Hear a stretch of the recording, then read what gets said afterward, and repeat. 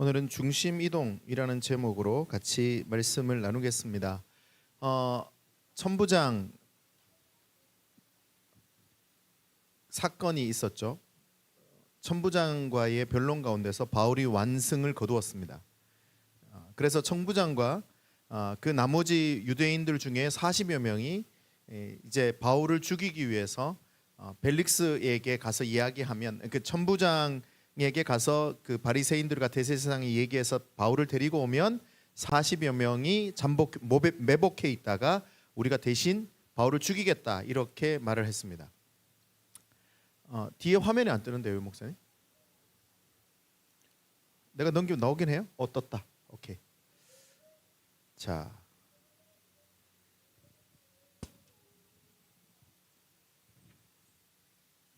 천으로 가려져서. 자, 그래서 근데 그 바울의 생질이 몰래 그것을 바울에게 이야기하고 천부장에게 얘기해서 천부장이 자신의 이익을 위해서 벨릭스 총독에게 무려 475명의 군사들을 이끌고, 이거 되게 웃긴 장면이에요.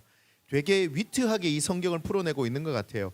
40명의 일반인들이 매복해 있는데 천부장이 475명의 군병과 마병과 그리고 마차를 끌고 바울 한 명을 보호하고 벨릭스에 갑니다. 아마 천부장이 그런 사람이었던 것 같아요. 자기의 있는 것을 증명하고 싶어하는 사람.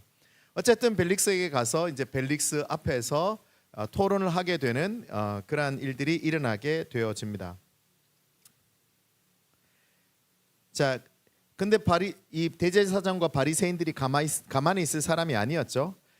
대제사장이 패소하고, 그래서 누구를 고용합니까? 당대의 최고의 변호사.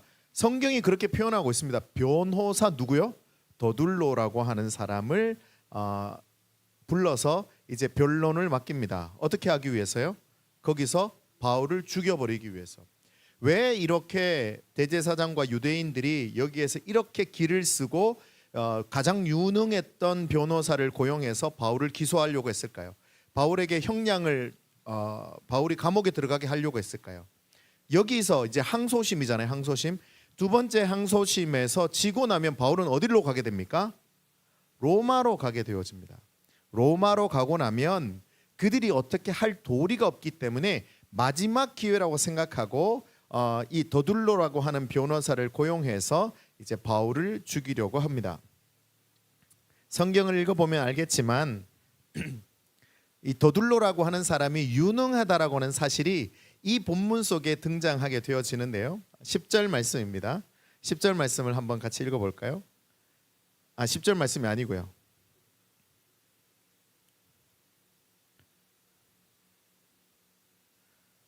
10절 말씀이 아니고 자, 3절 말씀 같이 읽어볼게요. 시작. 벨릭스 각하여, 우리가 당신을 힘입어 태평을 누리고 또 이 민족이 당신의 선견으로 말미암아 여러 가지로 개선된 것을 우리가 어느 모양으로나 어느 곳에서나 크게 감사하나이다. 지금 제일 먼저 변론을 시작하기 전에 뭐부터 하고 있어요? 불을 하고 있어요.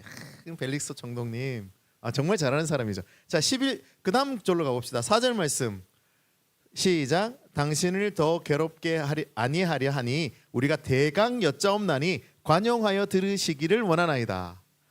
그러니까 지금 뭐라고 말합니까? 이 변론을 하러 와서 벨릭스한테 대강 여쭙겠습니다. 아유, 많이 바쁘시죠? 그리고 성경 22절에 보면 벨릭스가 이 도에 관한 것을 더 자세히 아는 거로 연기하여 이르되, 이렇게 표현하고 있죠. 그러니까 지금 이 변호사는 누구를 정확하게 파악하고 있었어요? 벨릭스라고 하는 재판관을 정확하게 파악하고 있었던 거예요. 그러니까 이 변호사가 보기에 벨릭스가 다 알고 있으니까 굳이 거기서 구구절절 설명하면 이 기질상, 성격상 벨릭스는 그런 걸 싫어하는 거예요. 그러니까 아부하고 벨릭스에게 다 아시죠? 워낙 뛰어나시니까 다 아실 거라고 생각합니다. 그래서 우리가 대충 얘기합니다. 진짜 내용이 대충이에요. 바울을 기소하는 내용이 너무 대충이고 그냥 나사렛 이단의 나사렛 도당의 우두머리입니다. 죽여야 합니다 정도 이야기합니다. 근데 그 분위기가 벨릭스가 그 분위기를 벨릭스를 알고 변론하는 이 변호사 더둘로로 인해서 그 법정 전체의 분위기가 이제 바울은 죽임을 당하겠구나라고 하는 분위기가 압도적으로 오게 되죠. 그걸 어디에서 알 수 있습니까? 10절 말씀이에요.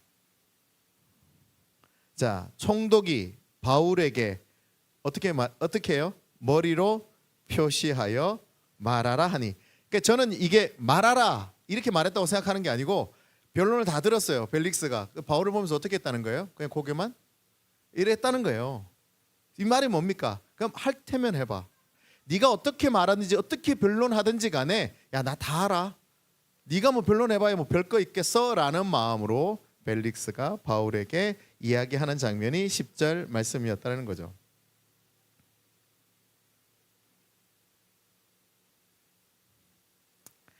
벨릭스의 이 위험한 모습, 벨릭스가 바울에게 이렇게 위협적으로 다가오는 이러한 일들이 우리의 일상과 마주하여 일어납니다. 거대한 세상 앞에서 마주하는 우리의 싸움이 도무지 끝나지 않을 것 같은, 천부장과 그렇게 싸워서 천부장을 이겼습니다.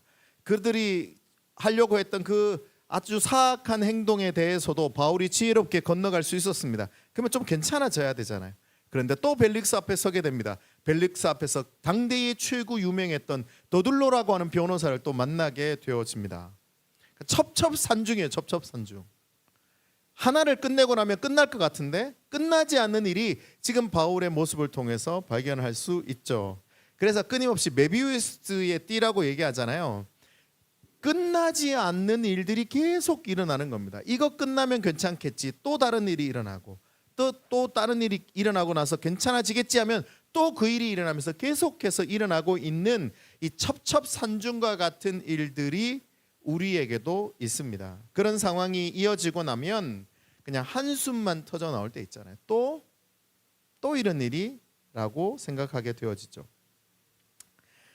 바울의 심정이 그러했을 겁니다. 더 이상 아무것도 통하지 않는, 더 이상 어떻게 해도 되지 않을 것 같은 그런 답답한 마음이 바울에게 있었을 것 같아요. 더군다나 벨릭스의 그 권위의식, 고개만 까딱하면서 그를 얕잡아 보던 이 벨릭스의 모습을 통해서 바울은 더 그렇게 느꼈을 수도 있겠죠. 여러분, 기나긴 싸움은요 누구든지 지치게 합니다. 그래서 옛말에 무슨 말이 있죠? 긴 병에 장사 없다.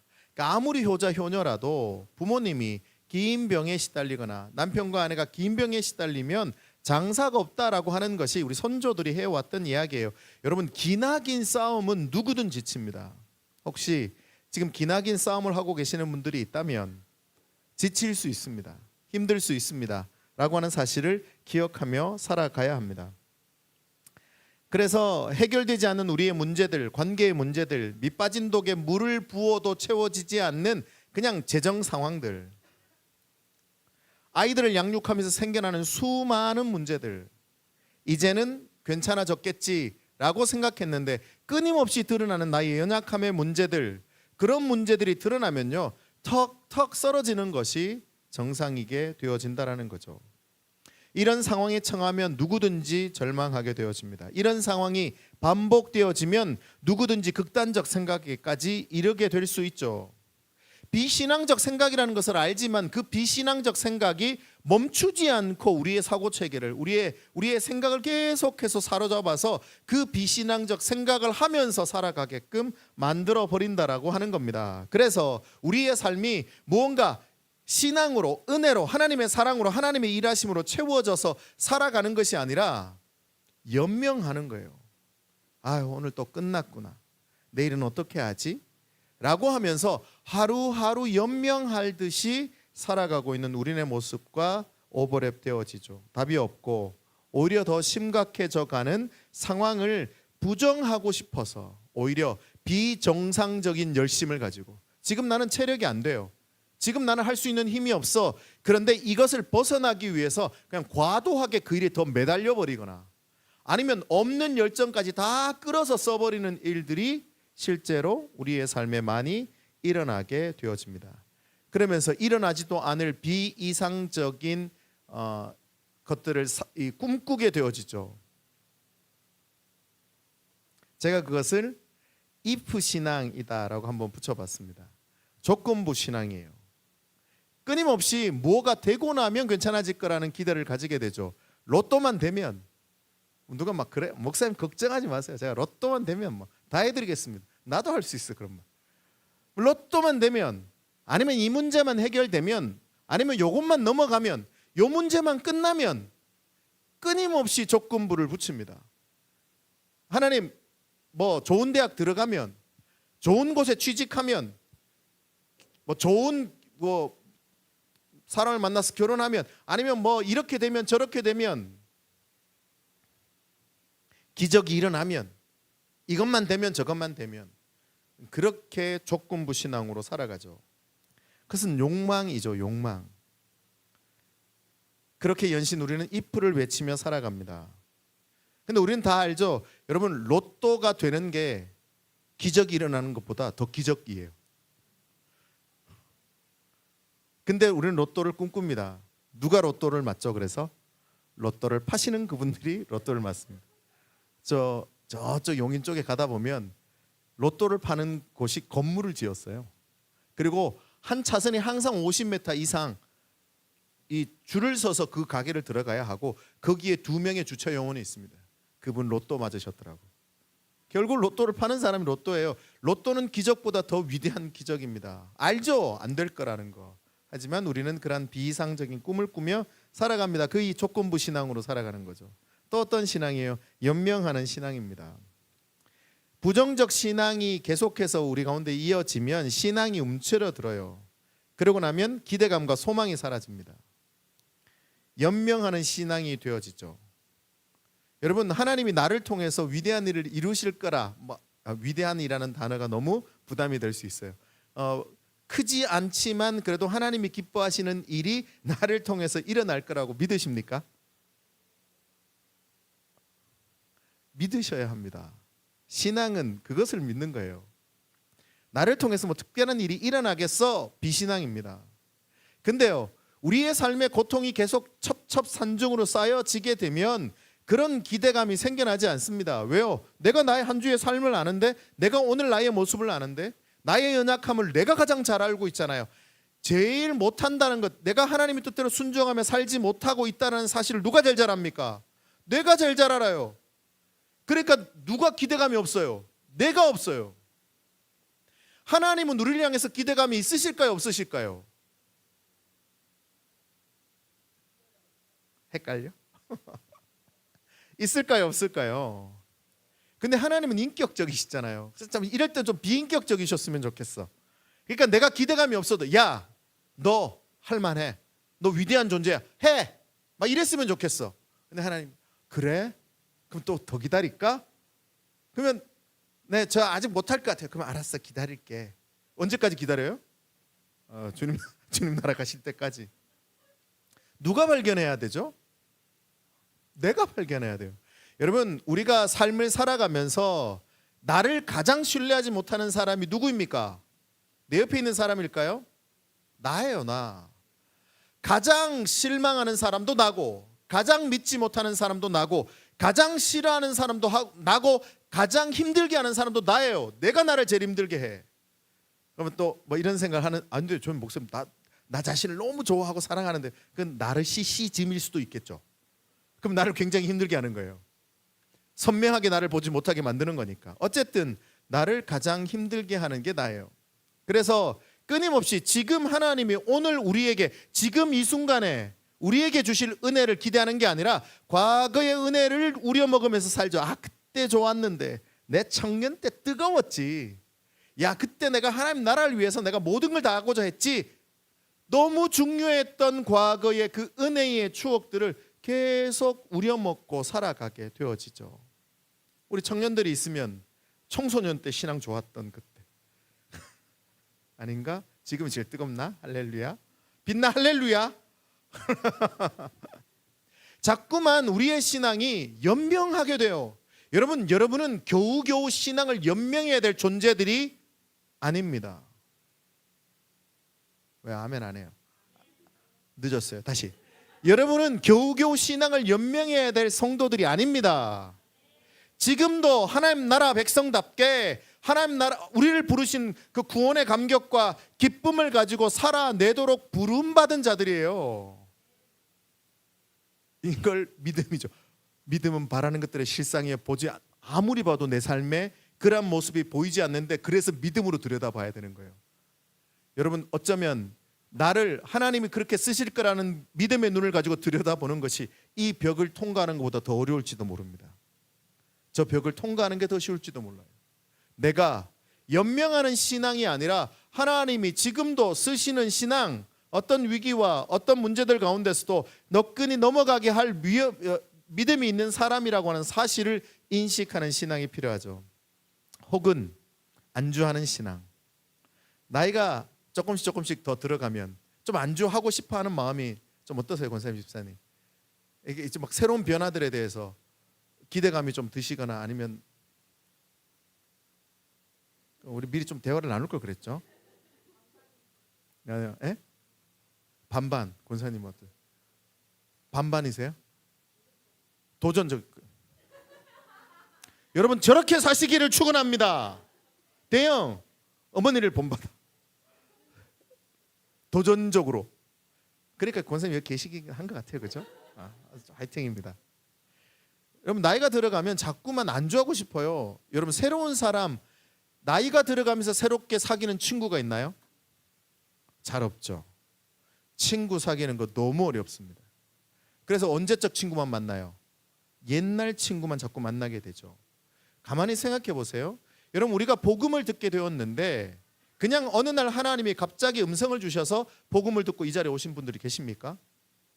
누군가를 통해서 친구, 가족 누군가를 통해서 우리는 이 자리에 와 있습니다. 근데 가만히 생각해 보세요. 나이가 들면 들수록 우리가 친구를 사귈 수 없어요. 그러면 뭐가 사라진다는 뜻입니까? 복음을 전할 기회가 점점 더 사라져 간다는 뜻이에요. 놀라운 사실은요. 여러분이 그리스도인들이 그리스도 안에서 신앙이 성장해 가면 좀 안 그래요? 요즘 제가 물론 제가 좀 친구가 없는 스타일이긴 해요. 슬프긴 한데 어쨌든 요즘 제가 여러분 놀랍겠지만 이 얼굴이 언제 얼굴일까요? 저 고등학교 때 얼굴이었어요. 그 교복 입고 19금 영화 막 이런 거 교복 입고 들어가도 안 잡아. 그때 당시 뭐 코스프레 이런 게 있었던 것도 아닌데 교복 입고 오고 싶었나 이분이 막 이래. 하여튼 그 시골에 극장이 하나밖에 없었거든요. 근데 쉰들러 리스트인가 그게 아마 19금인가 그랬을 거예요. 이상한 거 보러 간 건 아니고. 근데 그걸 입고 들어가도 안 잡았어요. 그리고 버스 그 당시 이제 버스를 타면 학생 버스 카드 토큰 뭐 이런 거 냈었잖아요. 학생 카드 이걸 내면 아저씨가 자꾸 날 쳐다봐. 근데 교복 입고 있는데 그게 제 이 모습이 고등학교 때예요. 실제로 제가 전도사 사역을 할 때 28살쯤 됐을 때 이제 양복을 입고 이제 찬양을 인도하고 예배를 인도했을 거 아니에요. 어떤 분이 와서 인사를 막 하면 30대 중반 된 분이 나를 막 깍듯하게 인사하면서 막 청년이 인사를 하는 거예요. 그래서 막 얘기했더니 나중에 한 40이 넘는 줄 알았대. 그때 이 26, 27대. 지금은 30대인 줄 알아요. 이 얘기를 하기 위해서 빌드업을 한 거야. 아니 진짜인데 몰라 30대 좀 너무 과했고 40대 초반 정도로 봐요. 뭐야 이분이. 아니 실제로 지난주 우리 노예 시찰회 모임이 있었는데 어떤 목사님이 얘기하다가 뭐 목사님 그럼 교회를 개척하신 지 얼마 됐어요? 10년 됐어요 라고 얘기했더니 그 목사님 나이가 어떻게 올해 50이요? 진짜 안 믿네. 상관없어요. 중요한 건 이거예요. 중요한 게 뭔가 하면 나이가 들면 뭔가 새로운 도전이 자꾸만 두려워진다는 거예요. 무서워지는 거예요. 제가 아내와 함께 요가를 운동하러 가게 됐잖아요. 물론 여성들이 주로 계시는 아니지 100% 여성들이 계시는 요가에 남성인 제가 가기가 굉장히 부담스럽긴 했어요. 요즘 이제 아내 그 손목도 다치고 그래서 좀 안 가고 있긴 한데 한 달 정도 쉬고 있기는 자꾸 찾는다잖아. 왜 안 오시냐고. 그래서 가야 될까 뭐 고민하고 있는데 어쨌든 그러니까 새로운 요가를 하는 것도 뭐 물론 요가에 대해서 그게 과연 뭐 신학적으로 뭐 인도의 뭐 종교 뭐 이런 얘기를 하는데 우리를 가르치시는 그 요가 선생님은 요가를 가르친다보다는 유격을 가르친다 이런 느낌이라서 뭐 그런 느낌은 없어요. 어쨌든 운동을 하러 갔는데 여성분들이 계시는 곳에 가는데 뭐 어떻게 해야 될지 모르겠더라고. 근데 같이 가자 그래서 갔었어요. 근데 한 3년 했죠. 그래가지고 이제는 내가 서열이 높아. 그래서 새로 오시는 분들이 뭐라 그럴 수가 없어. 그 앞자리 우리 자리가 딱 비어져 있어요. 우리가 안 가면 그 자리는 아무도 안 앉아. 그리고 만약에 우리가 늦게 갔더니 지난번에 늦게 갔더니 앞에 계시는 분이 갑자기 일로 오세요 하면서 자기 자리를 뒤로 빼고 앞으로 갔다니까 내가. 우리 그래요. 중요한 건 새로운 일에 도전하는 것이 나이가 들면 들수록 더 어려워진다는 겁니다. 제가 최근에 들었던 얘기예요. 김미경 씨가 강의를 하면서 아주 위대한 강의 진짜 잘하시는 분이거든요. 그분이 과거에 비해서 과거 30년 전에 평균 나이가 몇 살인 줄 아세요? 30년 전 평균 나이가 우리나라 전체 인구를 봤을 때 가장 가운데 있는 평균 나이가 몇 살이었을까요? 30년 전에. 찍으세요. 27세였대요. 지금은요 47세인가 48세래요. 그래서 과거보다 17년 정도를 빼야 된대요. 통계적으로. 그럼 제가 올해 50이에요. 그럼 몇 살이에요 지금? 33. 한창이지. 그러니까 30대로 보는 이유가 그런 건가요? 그럼 이나 지금 몇 살이지 너? 21. 너 지금 몇 살이야? 4살이야 너 지금. 예지 씨 25. 그럼 몇 살이야? 8살이야. 빛나 몇 살이야? 그래. 무슨 말일까요? 권사님 그러면 아직 40대 한창이에요. 권사님. 집사님 30대예요? 아직 40대 아니에요. 전 30대예요. 그 말은 뭐예요? 이제 아직 우리가 할 수 있는 일이 많은데 자꾸만 무언가 폐쇄되어지고 무언가 새로운 것을 하는 게 두려워져요. 여러분 우리 데이처치가 이 사역을 하면서 계속 가는 이유가 어디에 있습니까? 안주해지는 신앙, 여러분 제일 무서운 신앙이에요. 그 자리에 그냥 머물러 있는 신앙. 그래서 오늘 감사하게도 자리를 좀 바꾸려 했더니 몇몇 분들은 그 자리에 계시고 그러나 몇몇 분들은 자리를 이동해 주셨네요. 감사합니다. 자꾸 핸드폰을 보고 있어요. 지난주 유나가 와가지고 삼촌 나 갑자기 설교하는데 유나가 이렇게 와가지고 핸드폰 나보고 하지 말라면서 이래가지고 안주하지 않도록 우리 성경은 우리에게 뭐라 말합니까? 아침마다 새롭고 늘 새로우니. 신앙인은요 날마다 새로워지는 자들입니다. 문제가 생기고 첩첩상중에 문제가 생겼을 때 거기에 푹 빠져들어서 아무것도 할 수 없다라고 생각하는 자들이 아니라 다시 하나님이 우리를 새롭게 하셨음을 믿고 아침마다 새롭게 하신 하나님의 은혜를 붙들고 또 한 걸음 딛는 자들이 신앙인이잖아요. 그렇게 우리는 부름받았습니다. 그래서 안주하는 신앙인이 아니라 저도 권사님 나이가 되었을 때 저도 그렇게 고백하고 싶어요. 새롭게 도전하는 게 너무 좋습니다. 물론 의주 씨는 태어나면서부터 지금까지 너무 도전하는 게 좋은 사람이니까 좀 반대로 생각하는 것도 좋을 것 같아요. 덜 도전하겠습니다. 뭐 이런 거. 아빠한테 가. 자, 마지막 또 어떤 신앙이에요? 같이 읽어볼까요? 시작.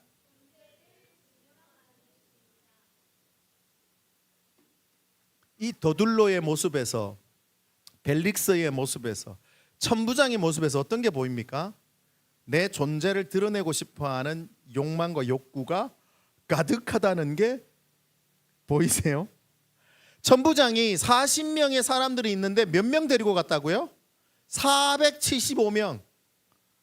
너무 좀 유치하지 않아요? 그것도 군사들도 아니에요. 40명이 그냥 금식하면서 바울을 죽이겠다고 하는 일반인이었어요. 근데 군사 475명을 데리고 갑니다. 밤에 뭐 하고 싶었어요? 나 천부장이야.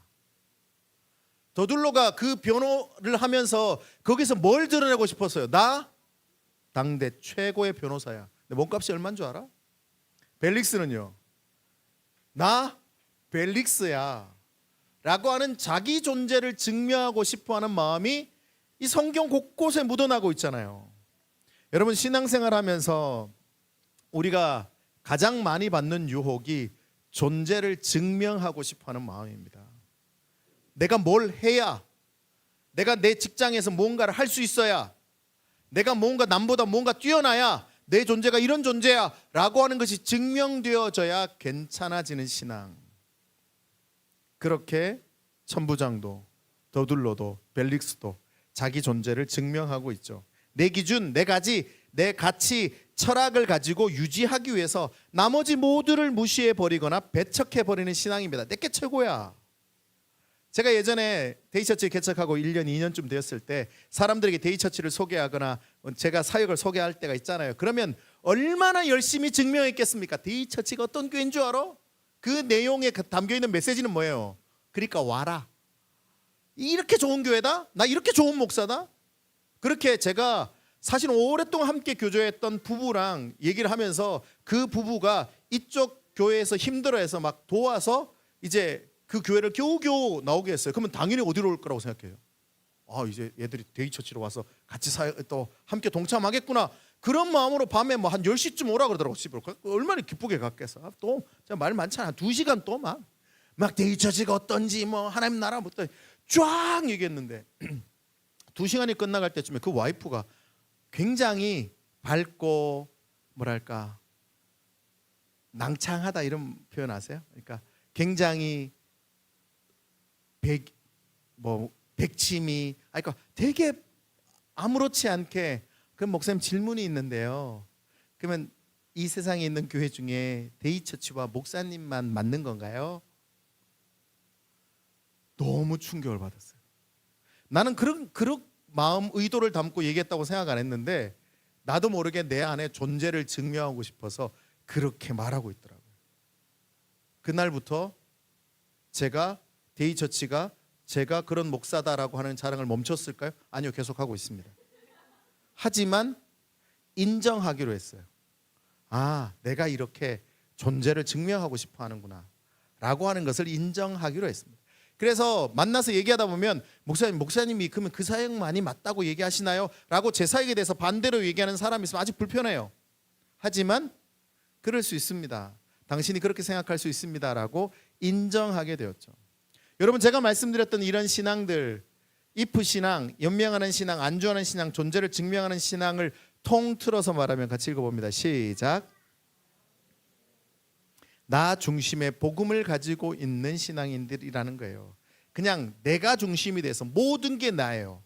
내가 어떻게 하느냐, 내가 어떻게 해야 되느냐, 내가 어떻게 사느냐, 내 삶이 어떠냐, 나는 어떻게 해야 되냐, 뭐 모든 중심이 나에 있는 거예요. 그래서 나 중심의 복음의 영향력 아래에 있는 사람이라고 하는 겁니다. 나 중심의 복음은 두 가지 표현으로 나타나요. 긍정적인 삶의 모습과 부정적인 삶의 모습으로 나타나는데, 긍정적인 삶의 모습은 나 중심이기 때문에, 내가 중요하기 때문에 굉장히 열심히 삶을 살아내게 됩니다. 그리고 잘 살아요. 열심히 살고 잘 살면서 잘 먹고 잘 사는 일이 실제로 일어나게 되어집니다. 잘 살기 위해 엄청나게 애를 쓰고요, 건강하기 위해서 부지런하게 운동하고 행복하기 위해서 부단히 삶을 가꾸고 살아갑니다. 멋있는 일이에요. 좀 더 편한 삶을 위해 적절히 관계도 정리하거나 단절하기도 하죠. 이기적이고 개인적인 선택을 이어감으로 나는 잘 살아, 남은 어떻게 되든지 말든지. 혹은 부정적인 측면은요, 그렇게 잘 살고 있는 사람과 나를 비교하면서 나 중심의 복음은 끊임없이 자책하고 절망하고 수렁에 빠져 무기력과 무절제에 빠져 살아가게 되어지죠. 나 중심의 복음에 빠지고 나면 해결책이 없어요. 그 신앙 안에서 오적거리면 답이 없습니다.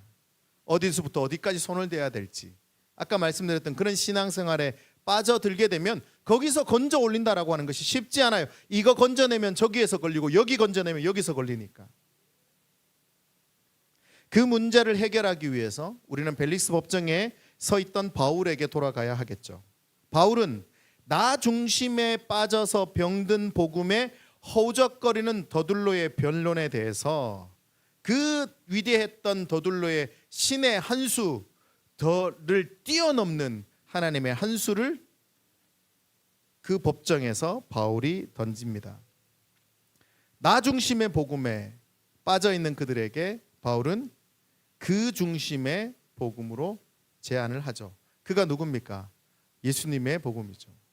나 중심의 복음, 내가 해석한 복음, 나의 복음이 아니라 원래 주님의 복음, 진리의 복음을 전하게 되어집니다. 주님 중심의 복음을 전하는데요, 그 복음의 핵심은 부활에 대한 소망과 진리에만 진심을 가지는 것과 빛과 소금으로 살아가는 거예요. 여러분, 여기에 우리의 관심이 있어야 된다는 겁니다. 자, 부활 소망입니다. 바울은 다메섹 도상에서 부활하신 예수님을 직접 대면함으로, 그리고 만남으로 부활 소망을 가지게 되었다라고 알고 있죠. 그러니까 바울은 부활을 알게 됐어요. 여러분, 부활이, 예수께서 3일 만에 부활하셨던 이 부활의 감격이, 그럼 우리는 그 부활을 믿는 자들, 사도신경도 거기 나오고 주기도문도 나오고, 신앙의 근본은 예수님의 부활을 믿기로 결정한 거예요. 그리고 그 부활이 믿어지는 거죠. 더 중요한 건 뭡니까? 그 부활이 누구의 부활입니까? 우리의 부활이죠.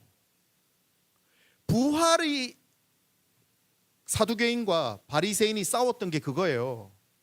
여러분, 같은 기독교인이에요. 유대인이었어요. 근데 사두개인은 부활이 없다라고 말합니다. 바리새인은 부활이 있다라고 말하죠. 그래서 싸웠죠. 그래서 사두개인 중에 한 명이 뭘 물었습니까? 유대 전통에 형이 결혼해서 아이가 없이 죽으면 둘째가 또 결혼하고 셋째가 결혼, 그래서 7명이 결혼해서 죽었습니다. 천국에 가면 누가 부부입니까? 이렇게 질문하죠.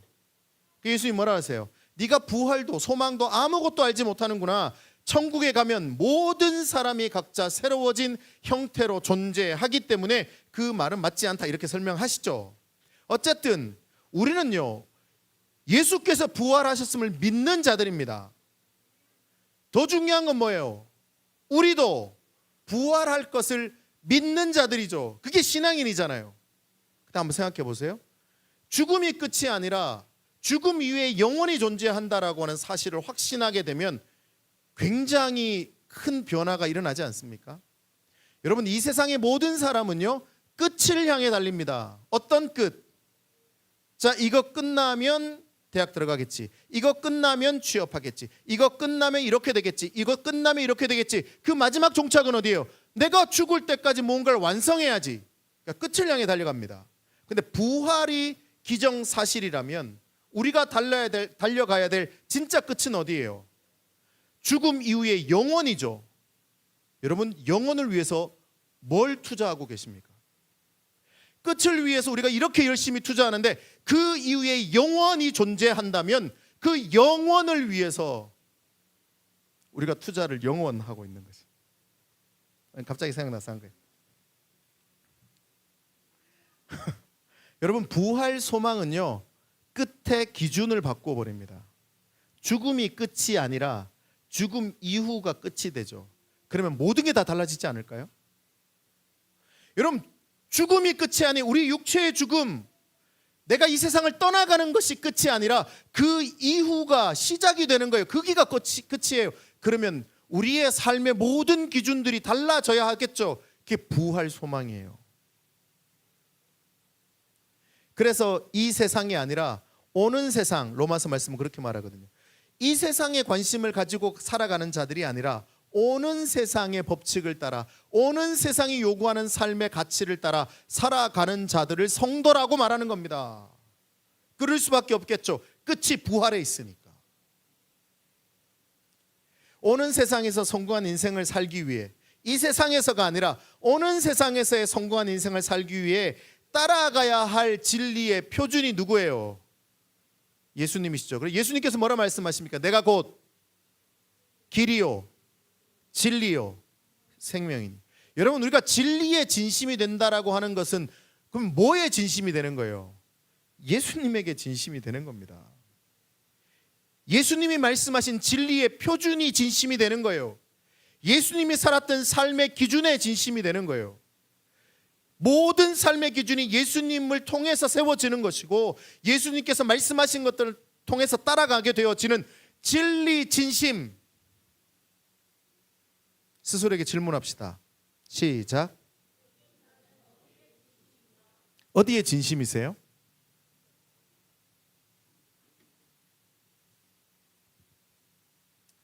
한번 질문하며 살았으면 좋겠습니다. 그렇게 진심인 자들이 결국은 뭐로 살아갑니까? 빛과 소금으로 살아가죠. 이 예와 자꾸 들잖아요. 여러분, 우리는 빛입니까? 빛이 아닙니까? 에? 왜? 괜찮아요. 자, 우리는 빛이에요? 빛이 아니에요? 헷갈려요. 우리는 빛입니까? 빛이 아닙니까? 빛이죠. 근데 왜 우리를 통해서 빛이 있다는 소리가 아니라 그 얘기한 거 아니야?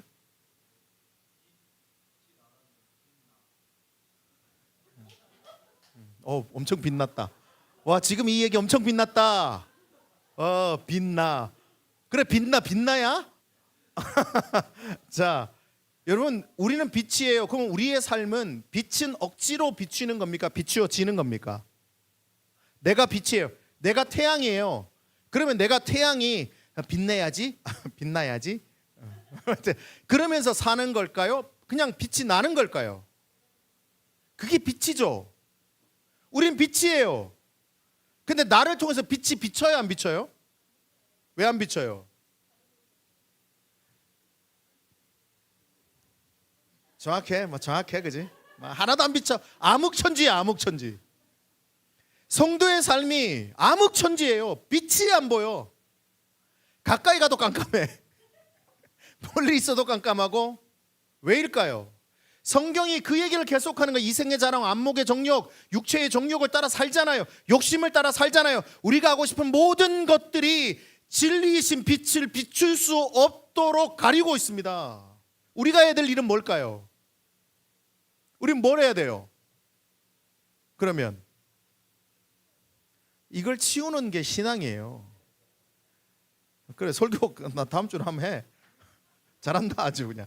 내가 하고 싶은 일을 정확하게 하고 있네. 그렇게 살기를 축원합니다. 여러분, 빛을 더 주세요 라고 하는 게 아닙니다. 이미 빛이에요. 하나님, 내가 비친 것을 발견하지 못하게 만드는 것들을 거두어 주세요. 내가 비친 것을 깨닫지 못하는 것을 멈추어 주세요. 하나님, 내 존재 증명하기 위해서 발버둥 치지 않게 해주세요. 그냥 있는 그대로 살게 해주세요. 나의 있는 모습 그대로를 발견하게 해주세요. 나란 존재가 존재답게 살게 해주세요. 그게 누려지고 경험되어지는 것, 그게 빛으로의 삶이잖아요. 그걸 기독교 신학 용어로 뭐라고 말합니까? 아이고, 왜 넘어갔어? 아이고, 뭐예요? 그게 은혜예요. 여러분, 은혜, 성령 충만이 딴 게 아니에요. 은혜를 발견하고 나면 내가 빛이라는 사실을 알게 돼요. 빛나. 나는 빛나. 우리 모두 빛나. 큰일 났네. 오늘 설교의 정말 중요한 부분을 빛나에 집중시켜버렸네.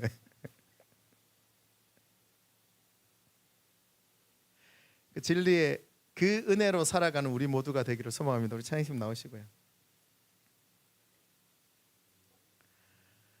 저는 그래서 제가 그 플립 더 워십 영상 마지막 부분을 한번 제가 스토리로 만들어 봤어요. 그 영상에 보시면 나오죠. 초호화 고층 빌딩에 양복을 입은 양복을 깔끔하게 빼입은 한 사람이 앉아 있습니다. 그러니까 뭐 누구도 부러워할 만한 그런 위치죠. 근데 거기에 의자에 앉아서 이 사람은 심각한 고민과 걱정과 염려에 빠져 있습니다. 그래서 그 안에 공기는 엄청 무거워졌어요. 누구일까요? 더둘로였습니다. 나는 어떤 삶을 살아야 될까? 나는 왜 이렇게 살고 있을까? 그 절망감, 고통, 두려움에 그런 자괴감에 빠져서 더둘로는 그 초호와 고층에 혼자 고독하게 앉아 있는 장면. 그리고 반대로 어두침침한 감옥 가운데 분명히 어둠이 가득한 곳이었지만 그곳에서 성경을 가슴에 품고 기뻐하며 머물러 있는 한 사람, 바울의 모습을 제가 좀 비교해 봤어요. 그리고 잠깐 화면이 지나면서 갑자기 구급차 사이렌 소리가 들리고 사람들의 비명 소리가 터져나고 앵글은 그 초호와 고층 마지막 빌딩을 비춥니다.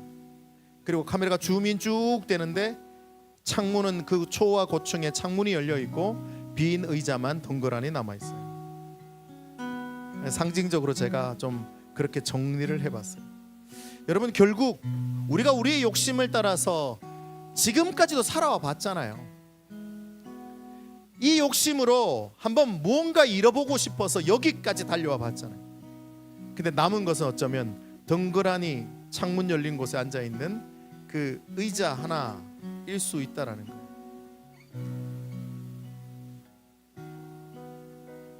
우리의 삶이 하나님으로 충족되어져서 if의 신앙, 자꾸만 멈춰져 있는 신앙, 아니 연명하고 있는 신앙을 벗어나서 오늘 새로워져서 오늘이 처음 복음을 만난 그날,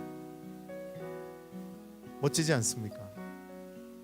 오늘이 하나님을 다시 경험한 그날, 다시 내 생명이 여기서 멈추어지는 것이 아니라 그 이후가 있다는 사실을 발견하게 되는 그날이 오늘이기를 소망합니다. 그래서 다시 은혜로, 다시 성령으로 충만하여져서 우리의 중심이 완전히 이동되게 되는 거예요. 여러분, 나 중심의 신앙과 그 중심의 신앙, 그 어디쯤 우리는 항상 거닐고 있습니다. 때로는 욕심이 나를 붙들 때는 나 중심의 복음과 신앙으로 자꾸 걸어가려고 해요. 그때마다 말씀이, 그때마다 예배가, 그때마다 공동체가 우리에게 뭘 자꾸 요청합니까? 아니야, 그쪽 아니야, 이쪽으로 와 라고 공동체가 함께 해주면 나도 모르게 조금씩 다시 그 중심의 복음으로 가게 되어집니다. 오늘 한 걸음 더 그 중심의 복음으로 중심을 좀 이동할 수 있었으면 좋겠어요. 한 걸음만 갑시다. 두 걸음, 세 걸음도 필요 없어요. 오늘 다시 내가 주님 중심의 복음으로 서서 내 삶을 붙드는 연약함의 문제들을 그 복음의 문제들로 이겨내는 자가 되기를 소망합니다. 그런 마음으로 살아갔으면 좋겠어요. 제가요, 피곤하면 입술이 부러집니다. 제가 굉장히 많이 피곤했어요. 근데 입술이 하나도 부러뜨지 않죠. 그러면 입술을 닮은 다른 곳이 부러집니다. 해석하신 분들은 아실 거고 모르실 분들은 모를 거예요. 지난 한 주 그래서 수술을 해야 되나? 막 이런 고민까지 들 만큼 고통스러웠어요. 제가 이 본문 말씀을 쭉 해석하고 났더니 이번 한 주간 제가 가지고 있던 염려, 걱정, 근심, 그런 연명하는 모습, 조건부 모습이 그냥 가득 담겨져 있다는 사실을 발견됐습니다. 여러분, 지난 한 주간 여러분은 어떤 복음이 여러분을 붙들고 있게 허락하셨습니까? 소망합니다. 이번 주는 적어도 이번 주까지는 아니라도 내일만큼은 진짜 주님 중심의 복음이 나를 붙들도록 허락시키십시오. 그래서 주님 중심의 복음으로 살아내는 데이처치이시기를 예수 이름으로 축원합니다. 같이 기도할까요? 우리 찬양팀 찬양해 주시고요. 하나님, 우리가 오늘 말씀 가운데 깨닫게 하시는 것이 무엇이든지 간에 그 말씀을 붙들고 같이 기도하겠습니다. 성령님, 그 삶을 우리가 살아낼 수 있도록 함께 하여 주십시오. 함께 기도합니다.